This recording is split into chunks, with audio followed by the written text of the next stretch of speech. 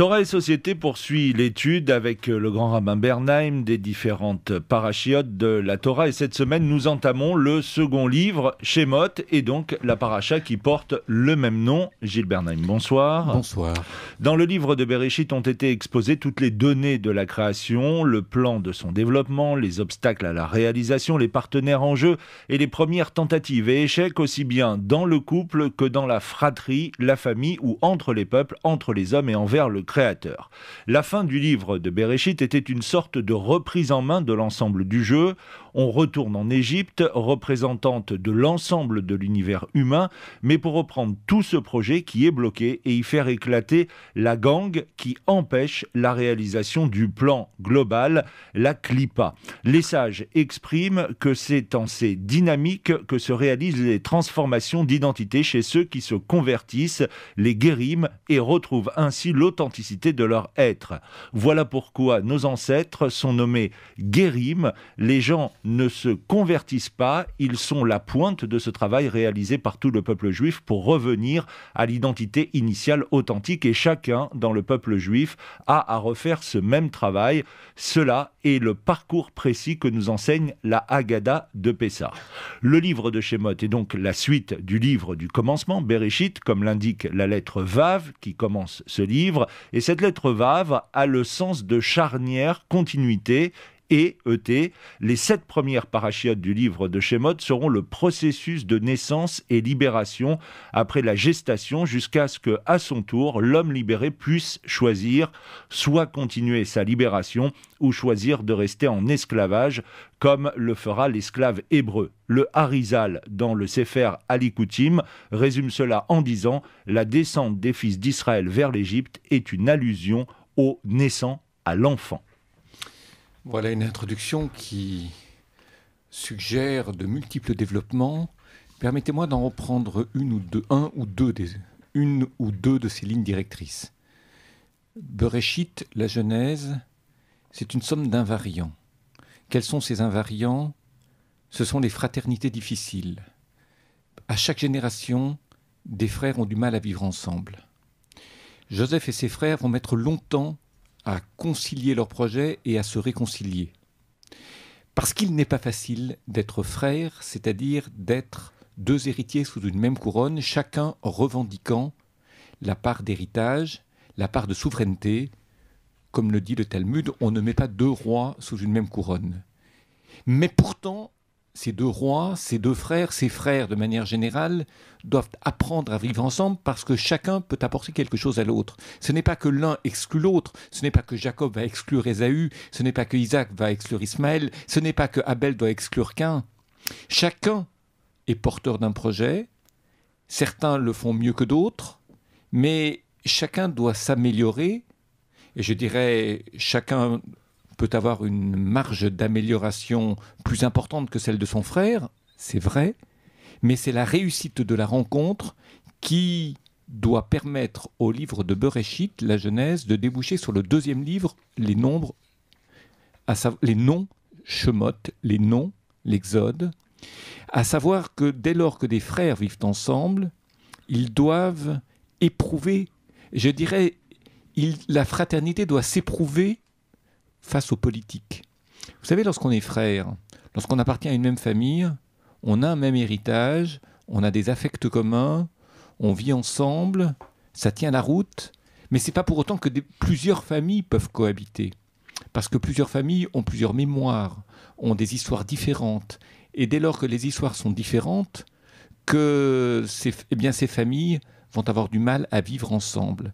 Et je dirais que le livre de Shemot, l'Exode, c'est le début de la vie politique. C'est-à-dire, c'est l'idée qu'une famille devient un peuple et qu'un peuple deviendra une nation.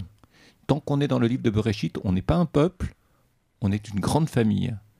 Lorsqu'on est dans le livre de Shemot, cette famille devient un peuple, c'est-à-dire qu'elle va passer de 70 à 600 000 hommes, et ensuite un peuple deviendra une nation, non seulement parce qu'il a une culture, non seulement parce qu'il a une vocation, non seulement parce qu'il a une langue, non seulement parce qu'il a une religion, des principes religieux, mais aussi parce qu'il a une terre, et que mettre un projet spirituel à l'épreuve du quotidien dans un même espace est autrement plus compliqué que de le faire devant le livre. Nous ne sommes pas le peuple du livre, nous sommes le peuple et du livre et de la terre, et de la mémoire et de l'histoire, et de la culture et de la politique. C'est vraiment la gestation de la création qui est reprise et la renaissance de l'humanité. Voilà pourquoi on se réfère toujours à la sortie d'Égypte avec la référence à la création. Et voilà pourquoi cette galoute de Mitzraïm, cette dispersion et cette diaspora d'Égypte n'a rien de semblable à celles qui ont suivi, y compris la dispersion actuelle des Juifs. Rabbi Yaakov Abuhatzera dit que le nom de Mitzraïma, au premier verset de la paracha, a la même gamatria, la même valeur numérique que la Shekhinah, la présence divine, car ce retour est une reconstruction de l'unité initiale qui existait non seulement entre Dieu et l'homme, mais aussi entre Dieu et la Shekhinah. Mitzraïm a pour racine le mot tsar, étroitesse. Un lieu qui est étroit est un lieu où l'on respire mal. C'est un lieu où l'on ne peut pas exprimer ses désirs, on ne peut pas les faire valoir, et à plus forte raison, on ne peut pas les vivre. On n'est pas soi-même. Le rapport au quant à soi est un rapport brisé en Égypte. Lorsqu'on est esclave, on répond au désir de l'autre, mais nos propres désirs ne sont pas pris en compte. Sortir d'Égypte, c'est déjà advenir à soi-même, mais sortir d'Égypte, ce n'est pas advenir à soi-même simplement sur le registre du singulier ou du particulier. C'est advenir à soi-même en collectivité. Si je devais prendre la forme minimale de la vie collective, c'est la vie de couple. La vie de couple, c'est réussir ce pourquoi ou ce à quoi on a toujours aspiré, être soi et pleinement soi-même, advenir à soi-même, mais c'est aussi construire un projet avec quelqu'un qui est différent de soi. Et c'est là qu'est la difficulté. Être soi et être avec l'autre sont souvent des projets antagonistes. À plus forte raison, si l'autre, ce sont les autres, et donc une collectivité importante. Alors c'est vrai qu'il est important, qu'il est fondamental de se débarrasser d'un certain nombre de clipotes, de ces enveloppes rugueuses, qui fait que le quant à soi gêne la relation, entrave la relation. Comme lorsque dans un couple on dit « mais tu n'es qu'un égoïste, tu ne penses qu'à toi, tu ne me fais pas de place, tu ne me permets pas tu ne dialogues pas avec moi, tu ne m'écoutes pas ». À plus forte raison dans la vie collective, dans la vie politique. Et la vie politique est très complexe. Quand je dis la vie politique, c'est pas la politique politicienne, c'est le vivre ensemble d'un peuple sur une terre. C'est très compliqué parce que cela peut se faire au détriment des intérêts particuliers. Cela peut se faire au détriment de la réussite de chacun d'entre nous dans le désir qu'il souhaitait voir se réaliser, le désir d'être pleinement lui-même, l'idée qu'il se faisait de sa vie. Et la collectivité peut casser cela. Ou en même temps, nous entrons dans la vie collective avec un quant à soi qui est très pauvre. C'est-à-dire avec un projet personnel qui est très pauvre. Et à ce moment-là, la culture nationale est pauvre, la démagogie est souvent très forte, et l'on finit par se plier à des désirs, ceux de l'État, ceux de gens qui nous gouvernent, ceux qui pensent à notre place. Et être juif, c'est être capable de penser, parce que la pratique du vivre ensemble par la Torah ne peut se faire qu'avec l'étude, avec la réflexion et le principe de contradiction. On peut distinguer 10 grandes étapes dans cette paracha de Shemot.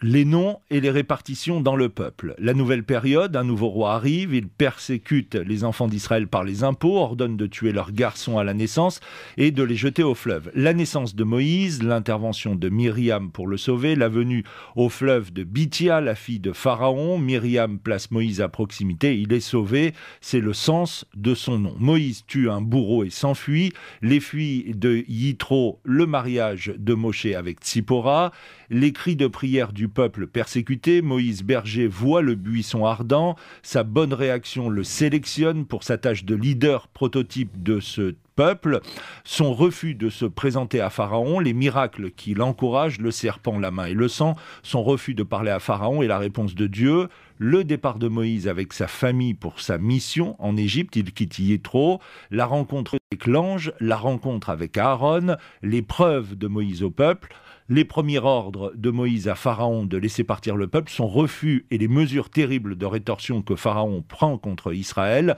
les premières révoltes du peuple persécuté contre Moïse et Aaron, et enfin la plainte de Moïse à Dieu et la réponse de Dieu, maintenant tu vas voir. Rachi situe la première réalité, la première dynamique en jeu dans tous ces thèmes de la paracha sur le plan de l'amour. Et voici les noms des enfants d'Israël. Bien qu'on les ait comptés pendant leur vie par leur nom, on revient et on les compte encore après leur mort pour faire savoir la tendresse envers eux, dit Rachi.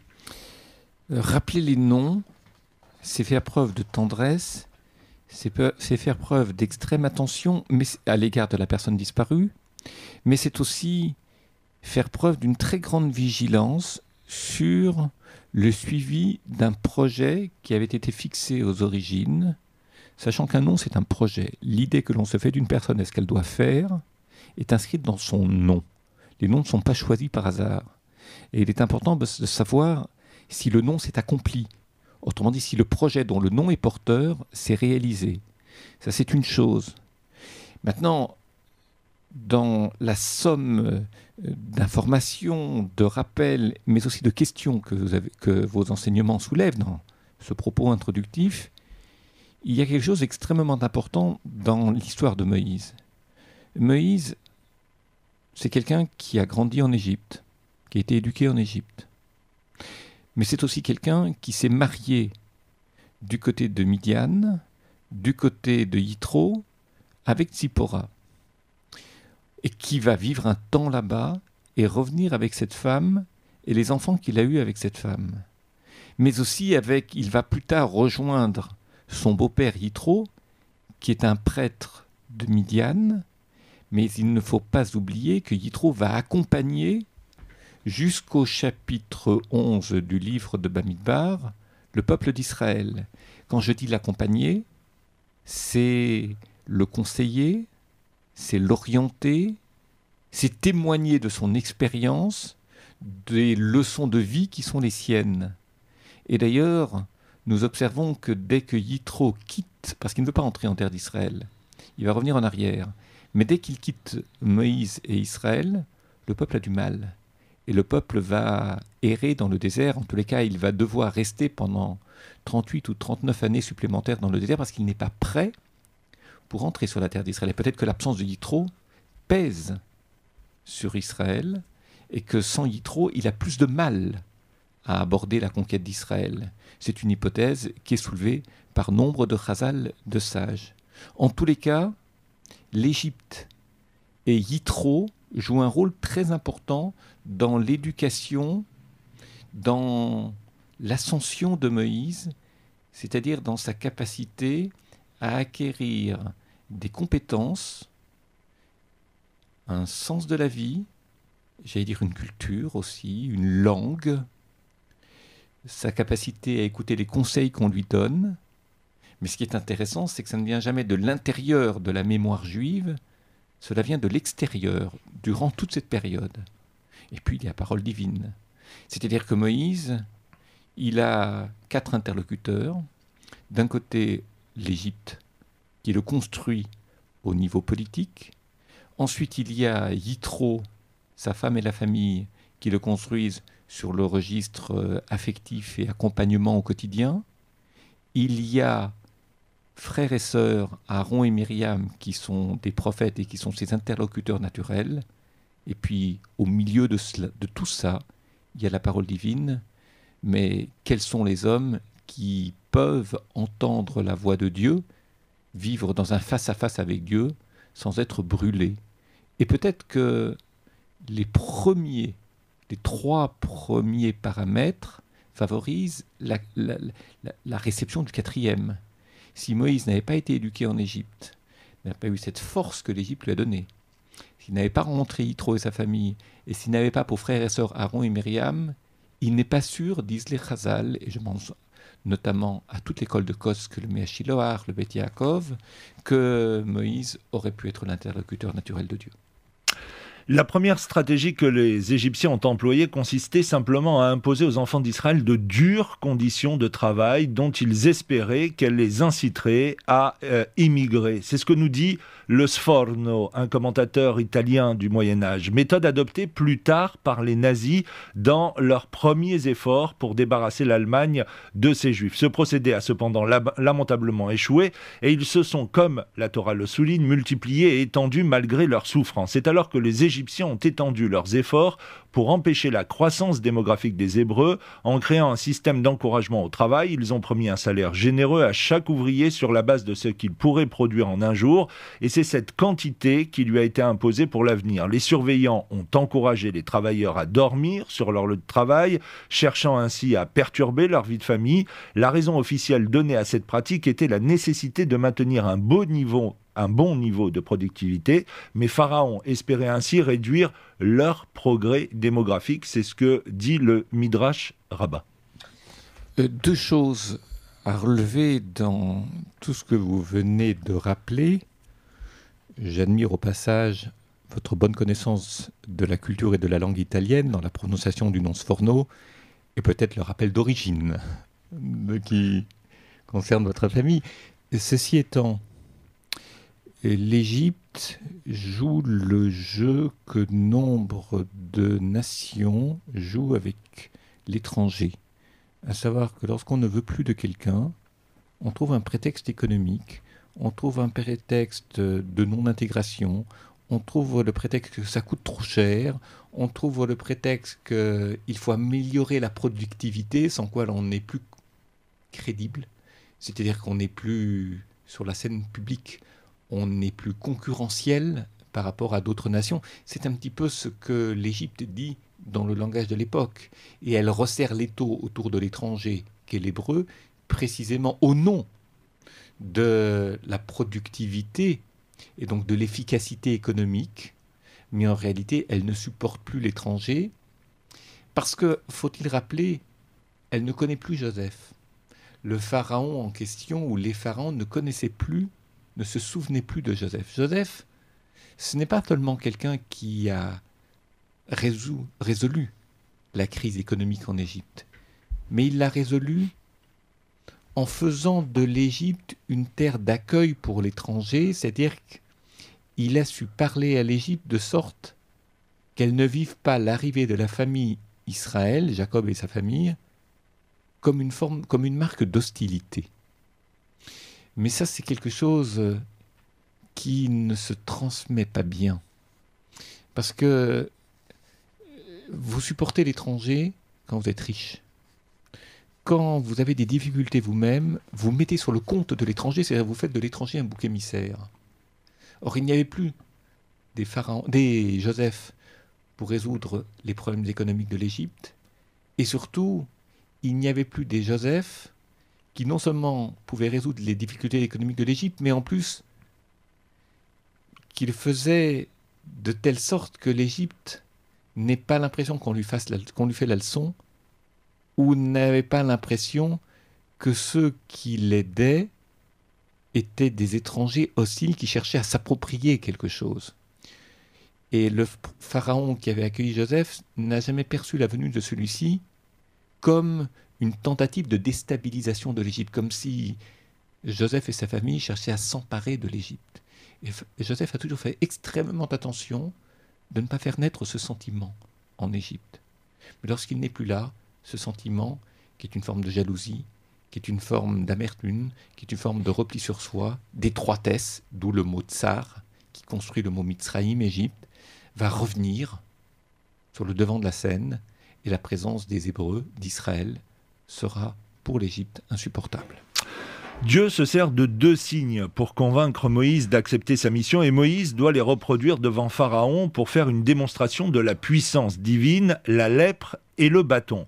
Rabbi Meir Shapira de Lublin explique que l'environnement dans lequel un homme baigne a une grande influence sur celui-ci. Même l'homme qui serait le plus dégradé pour échanger et s'améliorer si son entourage était sage et bénéfique. D'un autre côté, l'homme le plus vertueux risquerait de devenir une bête s'il se trouvait dans un environnement corrompu et dégradé.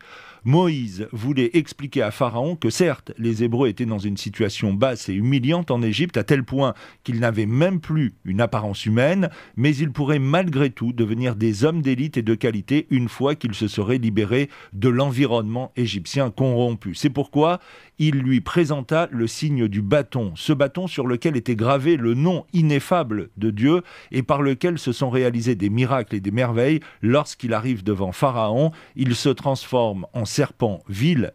Ce même serpent redeviendra le bâton de l'Éternel lorsqu'il reviendra dans les mains de Moïse. Telle est l'influence de l'environnement et de l'entourage. Oui, l'influence de l'environnement et de l'entourage est ici très fort. En même temps, le message que Moïse cherche à faire passer en Égypte, et ça c'est le problème du bâton et de la morsure, c'est que la force peut être destructrice ou une bénédiction. C'est-à-dire la force peut être destructrice, dévorante, comme la morsure, et à partir de là détruire l'unité d'un peuple. De quelle manière? Si l'on ne se défait pas de la tentation de puissance que le pouvoir politique, que les responsables politiques peuvent éprouver en eux-mêmes face à leur peuple ou devant leur peuple. La puissance, c'est-à-dire la force, c'est de rendre l'autre fort. Je suis libre pour rendre l'autre libre. Je suis fort pour rendre l'autre fort. Mais si je suis libre pour me débarrasser de l'autre, et si je suis fort pour ôter toute puissance à l'autre et en faire simplement un esclave, alors le bâton est morsure.